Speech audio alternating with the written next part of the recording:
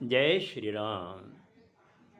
रामायण सिंधी शायरी में व्याख्या हिंदी में। पृष्ठ 33 अयोध्या कांड। इसके पहले जब सीता को पता चलता है कि श्री राम वनवास जा रहे हैं तो अपने पति से हाथ जोड़कर विनती करती है साथ चलने के लिए।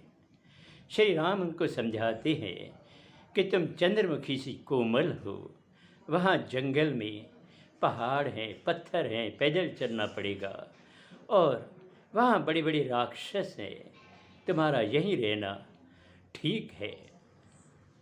अब आगे।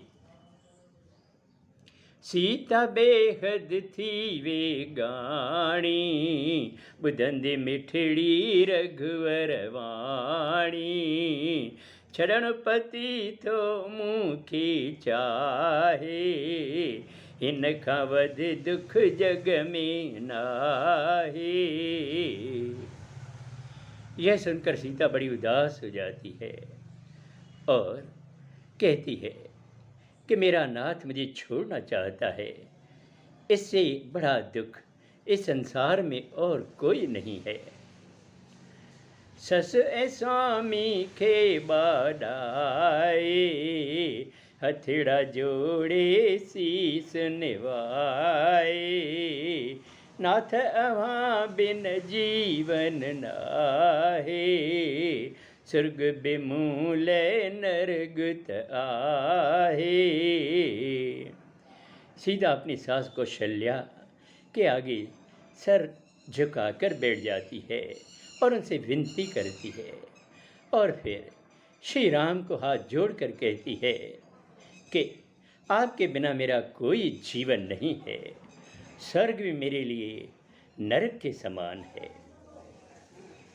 14 वर्ष अवध रहा, निकरी वेंदा प्राण, मेहरबान रघुकुल मणि, सब जी रखंदड़ जान।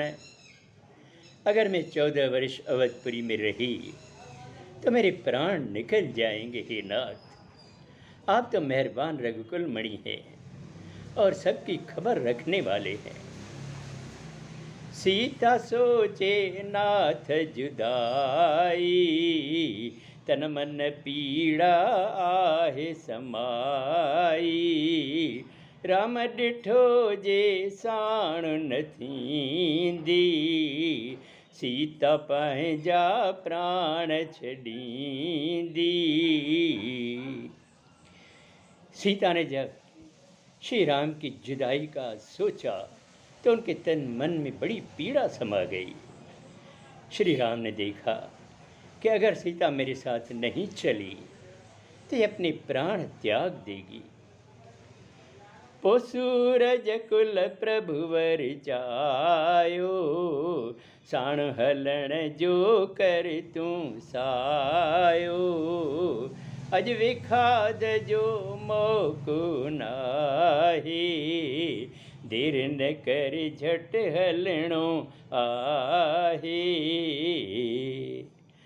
आखिर प्रभु श्री राम ने बहुत सोच समझ कर कहा और अपने साथ चलने के लिए सीता को कहा कि जल्द तैयार हो जाओ, आज दुख का समय नहीं है और देर मत करो, जल्दी चलना है।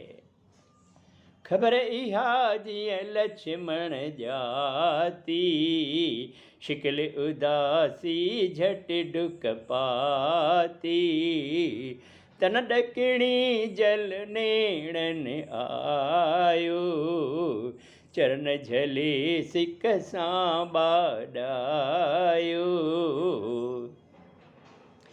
जब यह खबर लक्ष्मण को पड़ती है तो बड़े उदास हो जाते हैं और बड़ी तेज़ी से दौड़ दौड़ कर आते हैं। उनका पूरा शरीर कांप रहा है, आँखों में जल भर आया है और आकर श्री राम की चरण पकड़कर उनसे विनती करते हैं। अब आगे अगले सोमवार को। जय श्री राम।